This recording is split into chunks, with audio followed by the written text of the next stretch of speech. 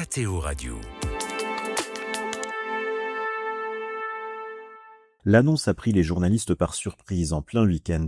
Il était environ 18h samedi dernier lorsque ces médecins ont annoncé la dimissione del Santo Padre, c'est-à-dire en français non pas la démission du pape, mais sa sortie de l'hôpital. Dimanche midi, c'est un pape encore très marqué par la maladie et limité dans sa parole et dans ses gestes, qui est apparu en fauteuil roulant sur le balcon de l'hôpital Gemelli durant à peine 2 minutes, ne prenant la parole que pour saluer une femme venue avec un bouquet de fleurs jaunes. Quelques minutes plus tard, la sortie du pape, qui a pris place au siège avant d'une Fiat 500 blanche, a été suivie par toutes les télévisions italiennes en direct. Muni d'une assistance respiratoire, le pape a pu saluer les foules romaines sur son passage, se rendant même à la basilique Sainte-Marie Majeure sans toutefois sortir du véhicule, afin de faire déposer ce bouquet de fleurs devant l'icône de Marie où il est déjà venu prier plus de 120 fois durant son pontificat, notamment avant et après chaque voyage.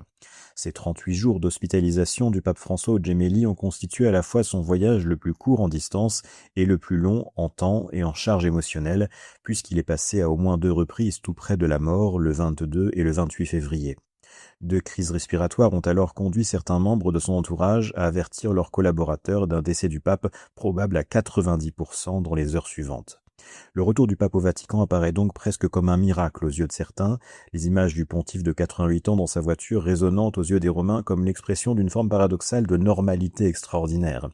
De retour maintenant dans son appartement de la maison Sainte-Marthe, le pape doit maintenant poursuivre sa convalescence durant 2 mois en limitant au maximum ses contacts, mais le gouvernement de l'Église continue, le pape étant pleinement lucide et capable d'étudier les dossiers qui lui sont confiés. Ses prochaines apparitions publiques ne sont pas encore programmées, mais cette nouvelle phase du pontificat qui s'ouvre pourrait aussi s'intégrer dans ce que certains de ses proches appellent un magistère de la fragilité, en montrant qu'un homme diminué peut encore assumer ses responsabilités et apporter un témoignage qui fait sens dans un monde marqué par le culte de la performance.